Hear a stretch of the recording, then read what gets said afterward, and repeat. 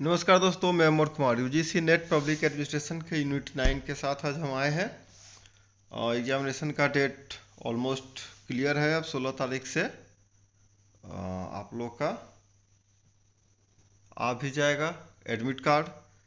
तो unit 9 UGC net का पहला प्रश्न है, प्लेटो के साम्यवाद का लक्ष्य क्या है? और ऑप्शंस हैं आर्थिक समानता, महिलाओं की स्वतंत्रता, सामाजिक न्याय या राज्य की एकता। तो इसका सही आंसर है डी, राज्य की एकता। आते हैं अगले प्रश्न की ओर। अगला प्रश्न है, भारत में किस वर्ष से सूचना का अधिकार प्रभावी है, यानी right to information act implemented from which year? And the options are वर्ष 2001, वर्ष 2002, वर्ष 2003 या वर्ष 2005। तो RTI act 2005 is the right answer. आते हैं तीसरे प्रश्न की ओर। सूचना प्राप्ति का अधिकार वर्ष 1984 में मानवाधिकार से संबंधित सार्वभौमिक घोषणा के किस अनुच्छेद में उल्लेखित किया गया था? अनुच्छेद 19, अनुच्छेद 18, अनुच्छेद 17 या अनुच्छेद 16 में? तो यह है अनुच्छेद 19 में इसको रखा गया था। स्थानीय निकायों के निर्वाचन क्षेत्रों के परिसीमन और आरक्षण का कार्य राज्य निर्वाचन आयोग को सौंपा जाना चाहिए। यह अनुशंसा निम्न में से किसके द्वारा किया गया था? ऑप्शन है ए अशोक मेहता समिति, बी द्वितीय प्रशासनिक सुधार आयोग, सी एल.एम. सिंघवी समिति या डी एल.सी. जैन समिति। तो दोस्तों, यहाँ तक अगर आप वीडियो देखते हुए आए हैं और पहली बार वीडियो को देख रहे हैं और चैनल पे पहली बार है तो काइंडली चैनल को सब्सक्राइब करें, वीडियो को लाइक करें और इसे अधिक से अधिक शेयर भी करें ताकि आपके दोस्तों को इसका लाभ मिल सके। और इसका सही आंसर है बी द्वितीय प्रशासनिक सुधार आयोग। और पांचवा प्रश्न कहता है द्वितीय प्रशासनिक सुधार आयोग कब और किसकी अध्यक्षता में गठित किया गया था? तो इसका किसी का आंसर नाम याद नहीं रखना है, बस याद रखना है कि ये द्वितीय प्रशासनिक सुधार आयोग सूचना अधिकार के साथ आया था तो 2005 में, और केंद्रीय मंत्री वीरप्पा मोइली थे। तो डी इसका सही आंसर है। आते हैं अगले प्रश्न की ओर। निम्नलिखित में से क्या विकासशील देशों की प्रशासनिक विशेषता नहीं है? विकासशील देशों की, ठीक है। और ऑप्शन है अतीत की विरासतों का प्रभुत्व, परिवर्तन का विरोध, केंद्रीकरण संबंधी प्रकृतियों की प्रधानता या डी प्रशासन में विशेषज्ञों की प्रधानता। तो डी इसका सही आंसर है।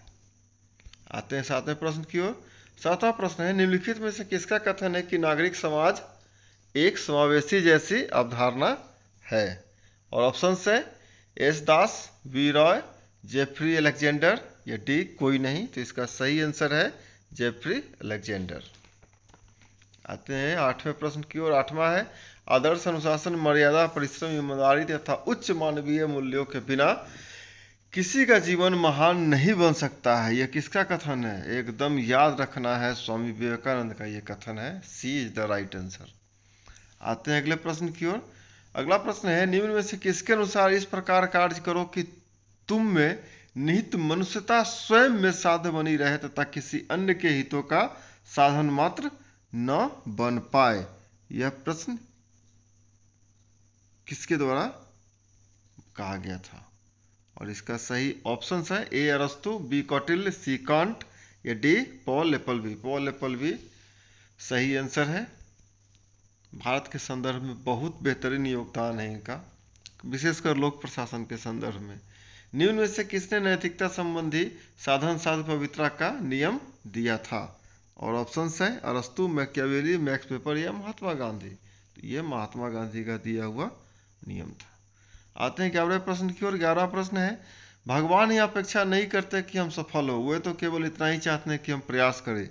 यह किसका कथन है? तो मदर टेरेसा का कथन है, भूल ही नहीं सकते इसे। आते हैं अगले प्रश्न की ओर। 12वां प्रश्न है, निम्न में से कौन एक सिविल समाज की विशेषता नहीं है? और ये 2017 में पूछा गया प्रश्न है। सिविल समाज की विशेषता नहीं है। ऑप्शन है यह गैर सरकारी कर्ता या गैर सरकारी संस्था है, बी इसमें सरकार की स्वायत्तता एवं प्राधिकार निहित है, सी यह जन सामान्य के हितों को स्वीकार करता है या डी यह शासन में नागरिकों की भागीदारी को छूकर बनाता है। तो इसका सही आंसर हो जाएगा बी, इसमें सरकार की स्वायत्तता एवं प्राधिकार निहित है। यह इसकी विशेषता नहीं है किसकी, सिविल समाज की। 2017 का प्रश्न है। आते हैं 13वें प्रश्न की ओर। 13वां प्रश्न है, प्रशासन में जन सहभागिता के तरीके को निम्नलिखित में से किस विद्वान ने दिया। प्रशासन में जन सहभागिता के तरीके को निम्नलिखित में से किस विद्वान ने दिया। ऑप्शन है वी.एस. दास, बी. लॉर्ड फिलिप, सी. एस.एन. मिश्रा या डी कोई नहीं। तो C is the right answer. आते हैं 14वें प्रश्न की ओर। किस वर्ष विश्व बैंक ने अपने दस्तावेज अभिशासन और विकास में जवाबदेहिता को अच्छे अभिशासन के लिए आवश्यक माना।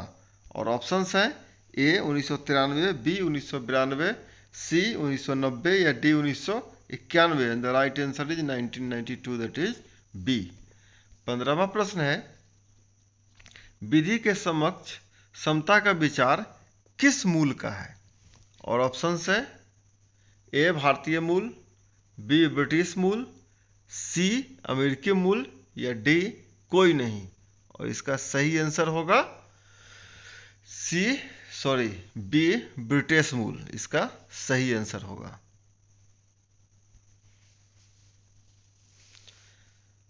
मानव के कर्म ही उसके विचारों की सर्वश्रेष्ठ व्याख्या है। 16वां प्रश्न, ये किसका कथन है, लॉक का कथन है, लॉक कर दिया जाए। 17वां प्रश्न है, किसने कहा था कि भलाई करने के लिए कोई भी दिन छुट्टी नहीं है। और ऑप्शंस है ए अरस्तु, बी महात्मा गांधी, सी प्लेटो, डी मदर टेरेसा। और ए इज द राइट आंसर। अरस्तु ने कहा था कि भलाई करने के लिए कोई भी दिन छुट्टी का नहीं है। 18वां प्रश्न, भारतीय संविधान के किस अनुच्छेद में कानून बनाने वाले सर्वोच्च निकाय के रूप में विधायिका का उल्लेख किया गया है। ठीक है। और ऑप्शंस है ए 71 अनुच्छेद, बी 73 अनुच्छेद, सी 74 अनुच्छेद या डी 78 अनुच्छेद। और द राइट आंसर 74वां संविधान के अनुच्छेद में कहा गया है कि विधायिका कानून बनाने का सर्वोच्च निकाय है। 19वां प्रश्न है, निम्न में से कौन ई गवर्नेंस का लाभ है जो ई गवर्नेंस को ज्यादा सूचित बनाता है। पारदर्शिता, गति, लागत में कमी, ये सभी ई गवर्नेंस को ज्यादा सूचित बनाते हैं। तो D is the right answer. 20वां प्रश्न है, सूचना अधिकार अधिनियम में सामान्यतः सूचना देने की अवधि कितनी है। ए 30 दिन और सही आंसर यही है। और 15 दिन ये गलत है, डी ए सही आंसर है 30 दिन। जीवन एवं स्वतंत्रता की सूचना की अवधि कितनी रखी गई है। जीवन और स्वतंत्रता की सूचना की अवधि 48 घंटा है। B is the right answer. 21वां प्रश्न, केंद्रीय मुख्य सूचना आयुक्त की नियुक्ति कौन करता है। तो याद रखना है राष्ट्रपति करते हैं। केंद्र के जितने भी संवैधानिक पद पर नियुक्ति होगी वो राष्ट्रपति ही करेंगे। किस अनुच्छेद के अंतर्गत सूचना अधिकार अधिनियम को रखा गया है। ठीक है, तो अनुच्छेद 19 के अंतर्गत सूचना अधिकार अधिनियम को रखा गया है। इसी में प्रेस की स्वतंत्रता को भी रखा गया है। तो अपने मौलिक अधिकारों को जब आप पढ़ेंगे अनुच्छेद 12 से 35 में, तो ये भी आपको मिलेगा। 24वां प्रश्न है, राज्य सूचना आयुक्तों की नियुक्ति कौन करता है। तो एकदम से याद रखना है कि राज्य में जितने भी सारे आयोग होंगे उसकी नियुक्ति राज्यपाल ही करेंगे। तो D is the right answer. 25वां प्रश्न है, निम्नलिखित में किस आयोग समिति ने संसद के प्रत्येक सदन द्वारा नैतिक आयुक्त के पद के सृजन का सुझाव दिया था। यह 2016 का प्रश्न है। तो संथालन समिति, राज्यसभा की आचार समिति या सी प्रथम प्रशासनिक सुधार आयोग या डी द्वितीय प्रशासनिक सुधार आयोग। और इसका सही आंसर है D second administrative reform commission यानी द्वितीय प्रशासनिक सुधार आयोग।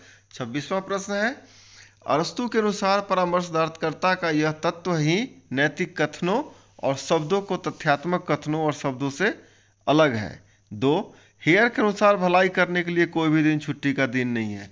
अभी जस्ट पढ़े थे कि ये हेयर के द्वारा नहीं बोला गया है। तो निम्नलिखित में से कौन सा कथन सही है। तो दोनों में से कोई कथन सही नहीं होगा। ठीक है, क्योंकि ये अरस्तु ही बोले थे कि छुट्टी भलाई करने के लिए छुट्टी का दिन नहीं लेना है। दोनों, और पहला तो खैर गलत है ही। आते हैं 27वें प्रश्न की ओर। 27वां प्रश्न है, निम्न में से कौन सा द्वितीय प्रशासनिक सुधार आयोग की चौथी रिपोर्ट के अध्ययन क्षेत्र का हिस्सा है। ये 2015 में पूछा गया प्रश्न है। ऑप्शन है स्थानीय शासन, बी सार्वजनिक आदेश, सी शासन में नैतिकता यानी इथिक्स इन गवर्नेंस और डी सूचना का अधिकार यानी राइट टू इन्फॉर्मेशन। तो C is the right answer, ethics in governance, शासन में नैतिकता। 28वां प्रश्न है, मुख्य सचिव के कार्यकाल के बारे में द्वितीय प्रशासनिक सुधार आयोग की निम्नलिखित में कौन सी सिफारिश सही है? 2018 का यह प्रश्न है। 1 वर्ष, बी 2 वर्ष, सी 3 वर्ष या डी 4 वर्ष। तो 2 वर्ष मुख्य सचिव के कार्यकाल की अनुशंसा उनके द्वारा किया गया था, सेकेंड ARC। 29वां प्रश्न है, सूचना अधिकार अधिनियम के अंतर्गत कितने रुपये दंड का प्रावधान है?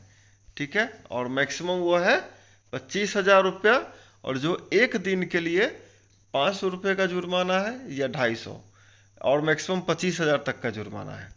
30वां प्रश्न है,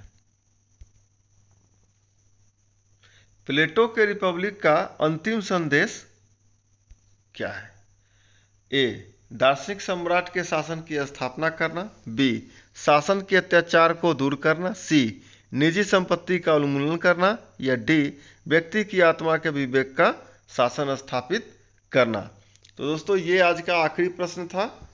फिर हम आएंगे अगले वीडियो में, संभवतः यूनिट 10, जैसा कि हम लोग जानते हैं कि वो जो हमारा पेपर 1 है उसी पे आधारित है, तो कोशिश करेंगे कि कुछ क्वेश्चंस हम ले ले यूनिट 10 से भी, ऐसा हम प्रयास करेंगे। अगर ले लेते हैं तो अच्छी बात है, नहीं तो ये आज का आखिरी प्रश्न था यूनिट 9 का। हम मिलते हैं, प्रयास करते हैं यूनिट 10 के लिए भी कुछ प्रश्न लाने का। तब तक आप जुड़े रहिए, चैनल को सब्सक्राइब करिए, वीडियो को लाइक कीजिए, अपने दोस्तों के साथ अधिक से अधिक शेयर कीजिए। और जाते जाते इसका आंसर मैं बता दूं कि प्लेटो के रिपब्लिक का अंतिम संदेश था दार्शनिक सम्राट के शासन की स्थापना करना। तो दोस्तों ये आज का सही आंसर आज हो गया 30 का ए। थैंक यू, मिलेंगे अगले किसी वीडियो में, तब तक जुड़े रहें, चैनल सब्सक्राइब करें, वीडियो को लाइक करें और इससे ज़्यादा लोगों, दोस्तों, परिवार के सदस्यों के साथ शेयर भी कीजिए। धन्यवाद।